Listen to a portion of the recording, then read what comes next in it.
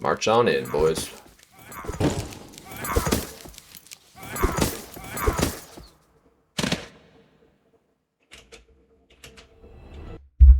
Welcome to a beginner guide on the Banner Spear. Taking a look at her statistics, she is very good at defense and okay at just about everything else. I think she's one of the better support characters in the game, mostly due to her control abilities. And as we'll see, she's a little stronger at melee than she is at ranged, but you can play her at both. I plan to play her up on the front line in this demo, so I'll be getting the leather armor and the heater shield in order to protect her. She is one of the characters where the Warden robes might actually be a very solid pick. And if you're a new player who has a little trouble keeping her summons alive, and you already have teammates who can stay in front of you, this would be the item I would. Alright, ladies and gentlemen, let's begin. What do you do with the Banner Spear, especially in a small party? In a large party, I'll tell you what you do. You drop the Banner of Strength, and every single character in summons gets +1 damage, which is insane.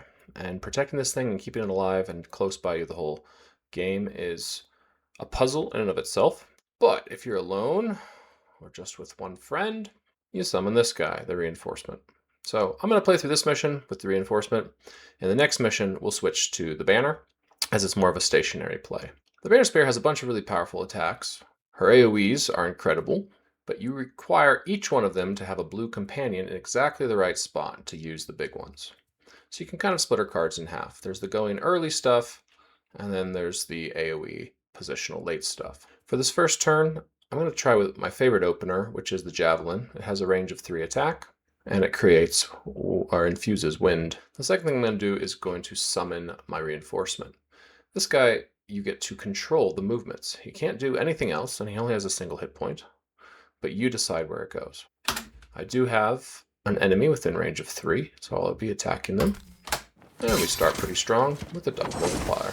Now, when you summon your Reinforcement, try to avoid positioning him in front of you because he will get killed.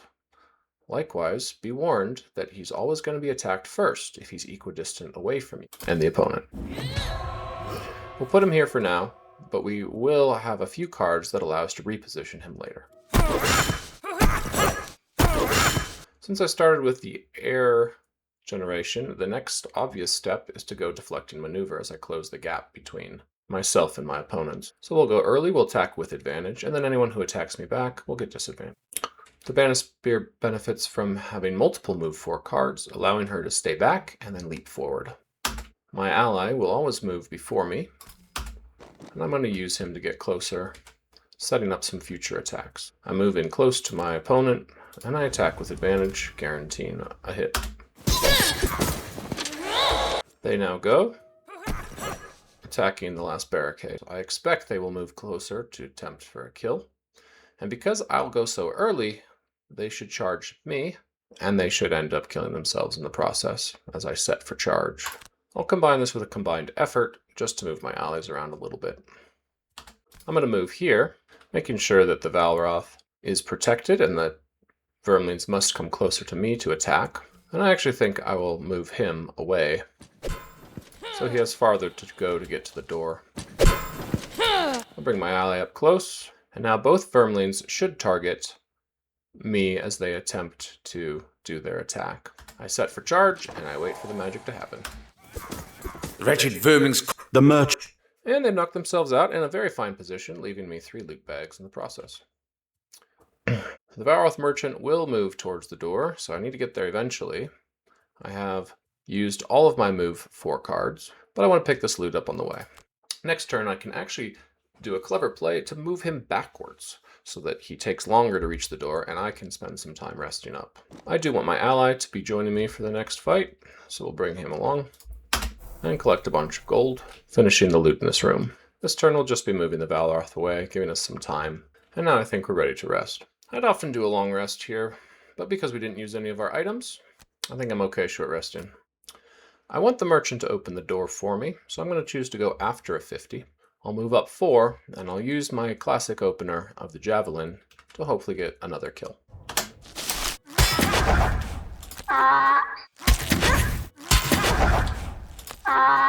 Reinforcement is not much help yet, but I'm hoping that will change. We were able to get the kill, and now we've got the air magic that we want again. It's time to save this donkey. I'm out of range to do anything useful, unfortunately. So we'll just spend this turn positioning and healing. Thankfully, my opponents aren't doing much either. Sometimes it's important to go late as the Banner Spear, as it sets people up into positions better. I don't know exactly what my enemies will do, but if I can get a group of them standing next to each other, I can deal a lot of damage at once. I will want to be positioned correctly, and I might need to move some allies to make this happen, so I'm going to pick Combined Effort just in case. As we see here, they will be attacking on a hasty assault.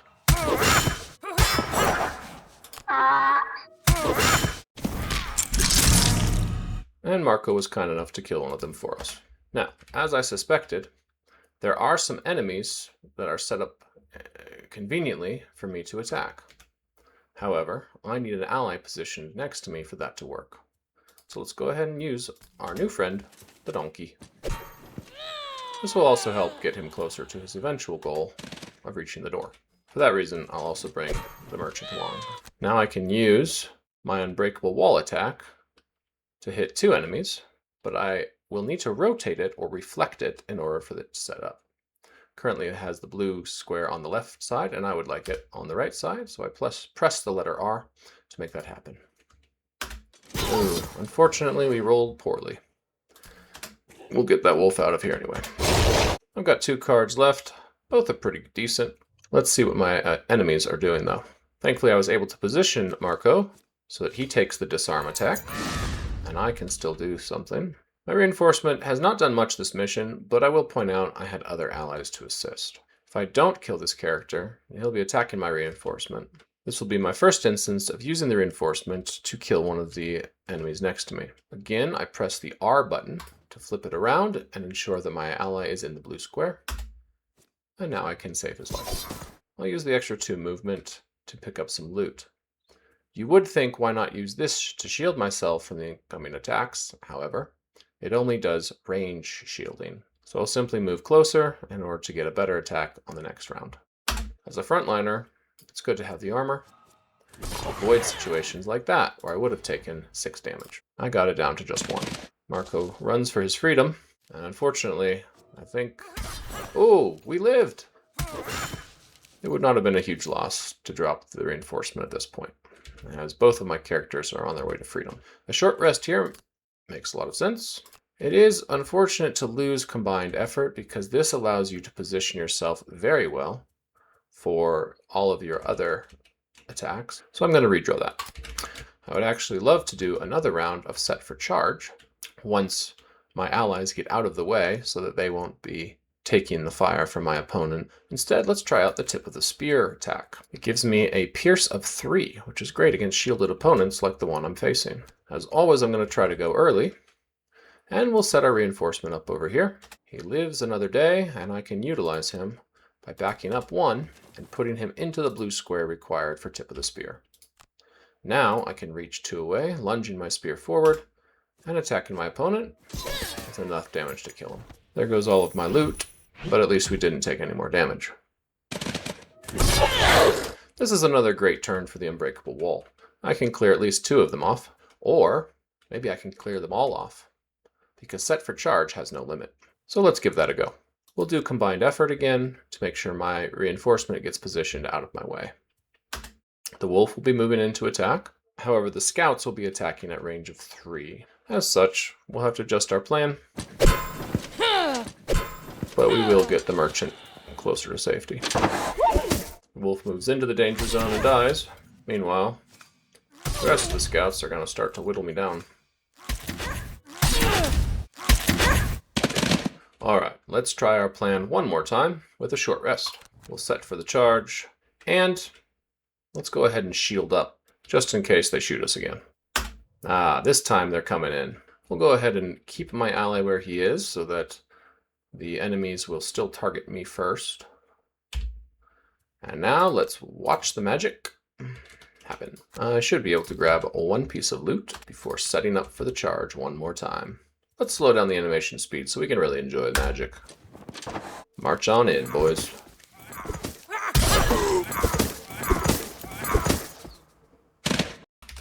Before the second quest of the prequel, make sure you center click your character, or right click, Head to hand management. In your starting deck, you will see 3 level X cards, allowing you to swap them in and change how the character's played. We just played a mobile map. For that, the Banner Spear really wants the ability to move her allies. However, this next map can be more stationary, and so we can redesign her to be more of a fortress frontliner. The first card you might be interested in is Driving Inspiration. This gives you a second banner to summon, wherein all allies and summons within 3 gain 1 health at the start of each turn. Meanwhile, Driving Inspiration, the top half, is a very useful card for generating and fusing light magic, as well as long-range attacks when you have the +1 modifier already available. If you're going into a ranged build, Incendiary Throw is another excellent ranged attack that should hopefully be doing a base of 2 damage if you have the banner of Strength, and inflicting wound on all opponents. If you'd rather have more summons available to you, especially ones that move, the Torchbearer can be a helpful card for that. And last we have Resolved Courage. Yet another great supporting card in that you can add +1 to the next attack ability by you or an adjacent ally this round. If you want someone to deal 2 damage with your banner and this card, you can add that additional +2 modifier. Meanwhile, Resolved Courage is a similar AoE attack to her other attacks, requiring 1 ally behind you or next to you, depending on which of your opponents you're targeting. I'm going to add in the Banner of Hope and Resolved Courage to try to show off the more fortress build. I'm going to rid myself of the healing card and the regroup card because I've added the Banner of Hope into my arsenal. We're going fortress mode, so we're going to stay as a slowpoke, and here we go. In this scenario, my opponents will be summoning new enemies each turn. There are a couple of totems that you can destroy to give you an additional, to take away the opponent's advantages, but the main focus is to survive 9 rounds. My previous 2 opening cards will be the same as before. I'll summon the Banner of Strength, though this time making sure it's behind me in a safe location, and I'll choose to use the Javelin for hopefully 4. The Hound moves at most 3 squares, so I'm going to duck away from him, just in case he makes it through. I've summoned the banner behind me, though it is close to this Earth Demon. I plan to move to protect it in a moment. It shows me attacking this wolf for 3, but as I click on it, the banner automatically brings me to 4. And there's the first enemy down, who came into our fortress. I plan to go early to protect the banner, and because I don't need healing just yet, I'll be using the Driving Inspiration as a ranged attack. We'll start by attacking with advantage on the Forest Imp. Good thing we had it. There goes that mist card. Next, we need to decide where to position. My opponent is going to be doing an area of effect attack. If I stand here, next to my banner, he'll be able to hit both of us. But if I move closer, he shouldn't be able to strike. And I'm still within 2 of the Banner of Strength. The leather armor means he's attacking with disadvantage. And the shield will reduce that to 0. Due to the rules in this mission, my enemies will heal 1 at the start of each turn. So if I'm going to kill this opponent, I'm going to have to whittle him down over a few turns. For now, we'll just see if we can keep him away from us. I need to stay within 2 of my banner, so I'm not going to move, because you must have line of sight to move your ally. And I'll bring the banner up here to support me in my wall attack. We're attacking for 4 with disadvantage, meaning that we only do 4 damage, but I get to push my opponent farther away. Forest Imp does double damage on the banner, dealing 0, and I've set up this for the kill. In order to get the most damage, I once again have to position myself with my banner behind me. This brings us to 4 damage, which is enough to kill him. This turn, we take quite a lot more damage from the imp, and we once again have to deal with an Earth Demon. My banner is getting more and more in danger. I want to bring it back and reset my fortress abilities here. We'll start with a short rest. I didn't like the first card, so we'll redraw it. Driving Inspiration is still a great card when your enemies are far away from you. I plan to eventually bring it out for the healing, but maybe not until the last 3 turns. Combined Effort is a must if I want to get my banner to safety. Hopefully we can pick off this fairy, attacking for 3. And now we'll run back. I'm going to place myself in front of the banner for a little extra protection. Because I'm muddled, I can expect to deal less damage than I normally would. We're going to add to this damage using the Resolved Courage buff. And the Javelin should hopefully get us some of the wind to make deflecting maneuver more advantageous next round. Play this first to make sure my next attack has +1 damage, and then I'll attack the wolf for 5.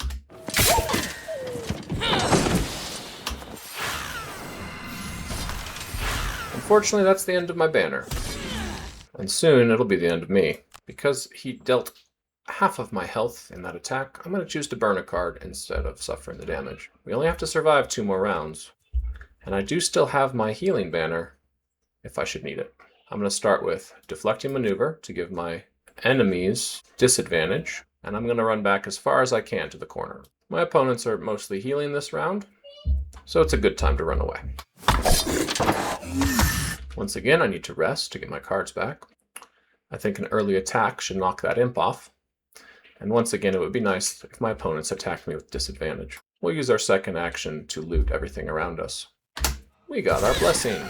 Perfect timing, as I can now loot all 3 squares.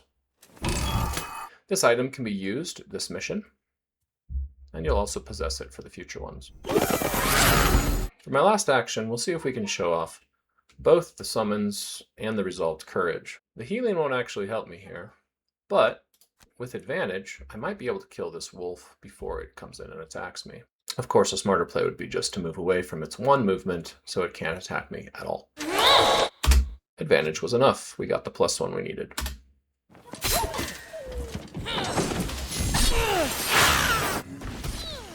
And since this is a survival mission, your cards become a resource. So there ends the first 2 scenarios of the prequel.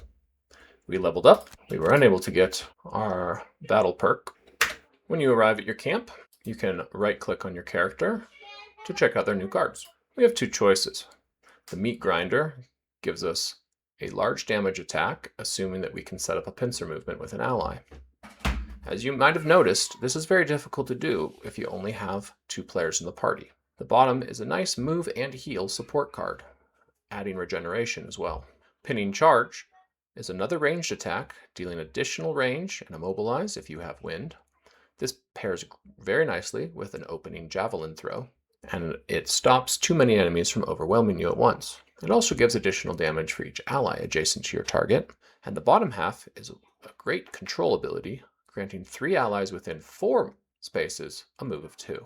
This extends your range and makes it easier to keep your banners moving up the field with you. I'm going to choose this card, but if you had more allies on your team, this might be useful. At the same time, 3 allies at a time would allow you to move almost your entire party. Once you've picked your card, make sure to add it to your deck.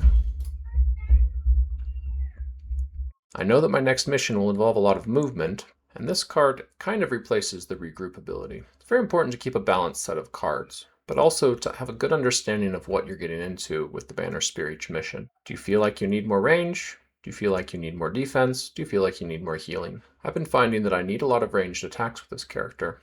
An Unbreakable Wall may be my weakest card. In terms of perks, the ability I spoke of before, where you can grant an ally within 3 move 2 on every long rest, is pivotal for giving this character a little extra movement of the banners throughout the long missions. Likewise, being a frontliner, you're often going to be opening the door first, since you go earliest, so getting a free +3 move will be super useful later. That does it for the Banner Spear. I hope you enjoyed the video. If you want to see more of these characters, let me know. And if you'd like a guide on something else, you can let me know that too in the comments. Stay frosty.